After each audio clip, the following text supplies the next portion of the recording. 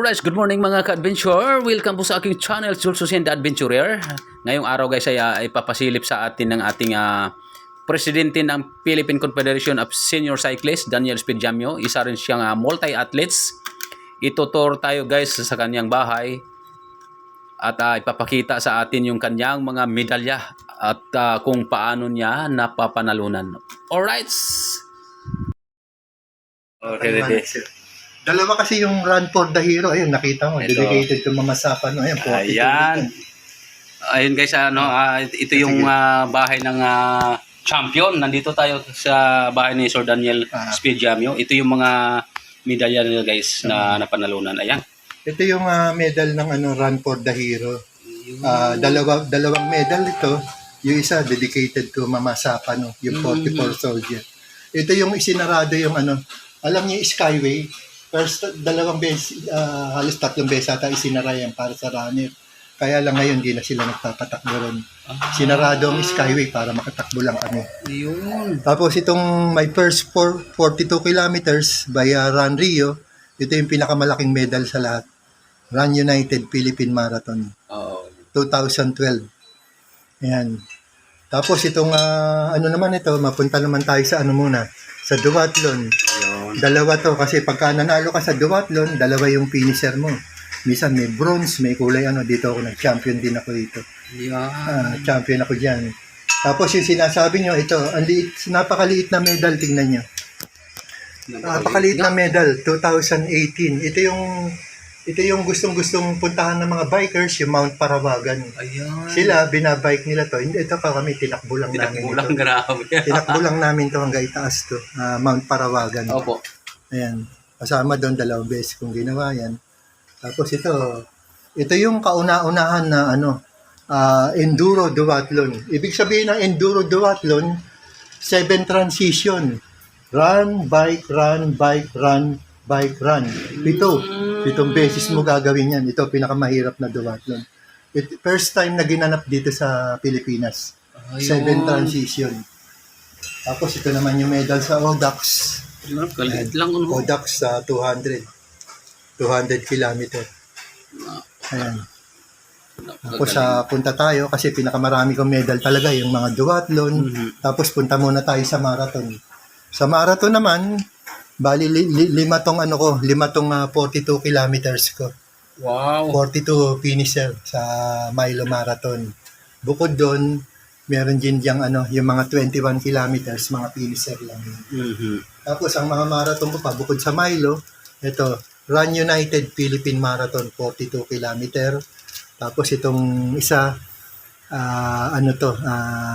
Brown Race Marathon. Sabi nila, ito yung pinakamagandang medal, hindi kumukupas dahil imported. Tapos ito yung first na 50 kilometers. Ito, very memorable sa akin. Sa La Union ginanap. Yung sinasabi nilang pinaka matarik na lugar sa San Fernando, La Union. Yung, kalimutan ko na pangalan nito. Bundok yung tinakbo mo. Hindi plain to. Bundok yung tinakbo namin to. Wow. LUM, ibig sabihin, Run United, La Union Unity Marathon. Yun pala yung Marathon 2. Ito, 32 kilometers to kay Rio. Tapos ito naman yung Run with the Master, 42 kilometers din to. Yun, Run with the Master. Grabe guys. Tapos, this is fourth placer po kami rito sa Radiant 5150. Ang po namin dito, Unison Bike Shop. Kalaban po namin dito yung grupo ni Kim Atienza tsaka ibang mga celebrity. Fourth placer kami rito. Kaya very proud ako doon sa karera na to. Legend 5150. Wow. Tapos ito po yung Sundown Duathlon. Nakita nyo, makintab pa rin. No? Oo, Bago lang to, 2023. Ito yung kauna-unahan na ginanap na 5 o'clock. 5 p.m. ang gun start sa hapon. Kasi kadalasan ng duathlon namin alas 6 ng umaga, 6:30 ganyan. Ito, tapos ito yung hapon ginanap. Ito, bago rin to, 2023, kasama ko rito sa Ayon Perez. Kami yung dalawang in-interview rito. At saka dito ako nagbigay ng inspirational talk sa mga kabataan. Lalo na ngayon, yung sa mga Mandaman Junior Elite Cyclist. May documentary ako rito.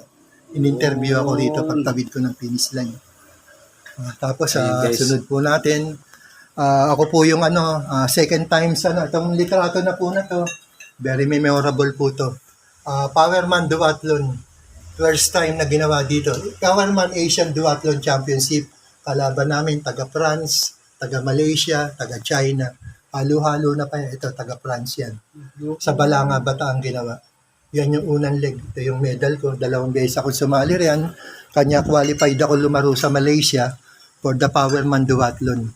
Wow. Yan yung dalawang kasi hindi ka makakwalified sa Malaysia lumaro kung wala ka nito. Hindi mo natapos ng dalawang Powerman Duathlon. Wow. Napakamahal dito. Ito po yung medal na dedicated. Kanya sinasabi Armed Forces of the Philippines. Dedicated po to sa Mamasapa. 44 soldier na namatay. Kanya nung tumakbo kami rito, kompleto banda ng Armed Forces of the Philippines. Habang tumatakbo kami, tumutugtog yung banda ng Armed Forces. Yeah. Ito yung maraming namatay sa Mamasapa. Sa Skyway ginawa yan. February 1, 2015. Kanya may nakalagay Armed Forces. Yan pala ang kwento niya. Yan ang kwento niyan. Tapos si Cho de los Santos, ito yung 2 medal. Bago rin halos ito eh. 2 yung medal na natanggap ko. Sir Jules, pabakabasa na lang. Yun, Parang Duathlon may Series. nakalagay dito. Ito, nakalagay sa taas. Cho de los Santos, ibig sabihin yun. Hindi ko maano sa malabo na. Sige. Basta nakalagay Duathlon Series 2022, League 2, Finisher. 2 yung medal na nakuha ko yan. Itong isa din, third placer naman to, Duathlon Series 2022 din, League 2. Pro Elite category. Pro Elite. Pro Elite category, third place. Malalakas na yan. 60 above male. Tsaka ito po yung kauna-unahang medal na tatanggap ko nung ako ay naging siklista. In-award sa akin ito ni former beauty queen Cory Quirino, ginanap sa Quirino Grandstand.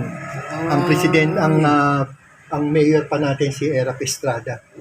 Bali, naka-receive ako rito ng cash money, tsaka yung ticket na pumunta ako sa Lawag, expenses paid ko. Yan. Ito yung kauna-unahan. Kalabang ko, puro mga bata pa rin. Grabe. Pero halos lahat na po yan. Purong tignan nyo kung gaano karami yung Pilipinas duathlon. Mga halos duathlon, no? Lahat yan, puro. Napakaraming medalya, guys. Ito po ang record ko. Pilipinas Duathlon Series 2018-2019. Second placer ako dyan. Yan ang record ko. Kay under po ito, kay Tambe Remillo. 2018. 2018-2019. Yun ang record ko. Second placer ako. Male 60 and above. Nakalagay dito, Pilipinas Duathlon Series 2018. Series second place, Daniel Yamyo, male 60 and above. 2018-2019. Ako itong record na ito. Napakagaling naman. Ayan, Ito marami pang iba eh. Kasi halo na eh. Puro duathlon natin. Duathlon na halos. Ito po. Ito, very memorable race to sa akin. Ito yung iniidolo ng mga MTV. Ito yung ginanap sa Brusco sa General Nakar in Panta, Quezon, 75 kilometer. Grabe, layo niyan. Hirap ang mga nito, kahit na yung mga naka-gravel bike, ang daming hindi nila kaya. Grabe. Pinahiram lang ako ng bike na ginamit ko dyan, ng aking kaibigan. 3 kaming lumaro rito. Daming hindi nakatapos. Biruin yun, 75 kilometers. 7 river crossing. Grabe, 7 ilog. 7 ilog ang tatawirin mo rito. Tsaka yung mga bato, hindi lang bato. Talagang malalaki niya yung mga gravel bike. Ang dami na disgrasya. Hindi kaya ng gravel. Ako baka maka 1 kilometro lang. Kasi meron sa ating mga, alam mo naman, gusto nila, MTB, namimili, merong road bike. Ito yung, bagong-bago pa rin. Kailan to? Basahin mo, sir. Bago lang yan. Kailan lang yan? Silipin natin sir dito. Brusco. Labo na rin ang mata ko. Ito, sir. Picturean na kayo natin. Medyo baka mali. Pero ikaw na magbasa. Kaya ba? Yan. Brusco Pacific Coast. Epic Race. General Nakar, Province of Quezon. Ayan. Yun pala yun. Nababasa ko sir, kailangan masyadong mataas. Mataas na. Oo. Ganda, ang ganda pang basa pala yun, kailangan nakakaano. Ayun guys, ito yung napaka-memorable ni Sir Daniel. Biruin mo, 7 ilog tinawid mo rito. 75 kilometers. 75 kilometers. Hindi ko kaya yun pag ganun guys. Ito, karamihan mga ganito, yung ginasalihan ko na short distance, na triathlon din ito, pero short distance. Compress Sport Tri Club Challenge. Under sponsor po ng Unison yan. Unison Bike Shop. Tri Club. Compress Sport. Grabing medalya ni Sir Daniel dito. Ang dami. Ito, nakikita natin sa likod. Finisher Fontana Leisure Parks and Casino. August 15, 2015. Ayun pala yun. Yan yung mga dati kong sinasalihan ng mga... Grabe. Ito yung dalawang mga rin to. Kaya medyo na 21 kilometer finisher to. Milo. Grabe. Sir, tanda mo pa yung sir mga medalya na yan? Oo, syempre. Kaya alam ko kung may nawawala dyan. Kaya hindi ko lang nalilinis. Grabe 21 kilometer. Yan ang gusto nila kasi naka-NBOS. National Milo Marathon. 21 kilometer. 21 kilometers. Hindi yung nililinis ng yung Hindi pa pagka lilinisin may ko. panlinis dyan di ba? Tama. Metal polish. Grabe. Metal polish. Naano ko lahat pati yung mga ito. Ito yung isang races ko, 2013 to. Ito, duwatlo naman to. 2013 to, Run United, Run United Marathon. Ang nag-sponsor po nito, Unilab. Bali, nag-ano po ako rito, third placer po ako rito. Ito, dinedicate ko doon sa asawa ko nung namatay. Namatay siya 2013 eh. Kanya dinedicate ko tong race na to. Dito ko nakasabayan si Ivan Mayrina. Kaya marami kong picture nito.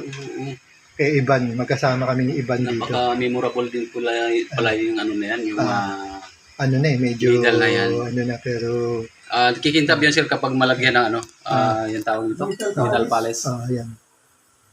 Tinutour tayo ni Sir Daniel sa kanyang kwarto. Napakaraming medalya pala ang kanyang napanalunan guys sa kanyang pagka multi-athletes. Ayan guys. Grabe, hindi. Yan, pag ako niya siguro hindi ko na memorize yung yung nalunan kong ganyan. So sobrang dami guys. Mga kabisado ko Oo. kasi yun lang ang ginawa ko. Diyan ako nakapokus. Alam ko lahat. Ayun Ano nangyari dyan. Dalawa yung maliit na medal. Ito, rin to. Yung gustong-gusto nilang laruin. Ayun, Odax, nakasulat. Oo, Dax. Kasi imported tong na yan eh. Imported yung medal na yan. Maliit pero imported. Dax Club, Breverin. Salita parang Parisian, parang ganun. Italy yung salita. Kaya binalit ko na ng plastic. Oo. Dax Club, Parisian. Wow, nakakatuwa. Mga ka-adventure, hanggang dito na lang muna tayo. Kung bago ka pa lang sa aking channel, huwag kalimutang i-like, i-share, i-subscribe at i-hit ang notification bell para lagi kayong updated sa aking pang susunod na mga videos mula dito sa headquarters ng Philippine Confederation of Senior Cyclists, Jules Hussein, the Adventurer. Maraming salamat sa inyo guys, sa inyong suporta. Thank you so much. God bless you all. And bye-bye!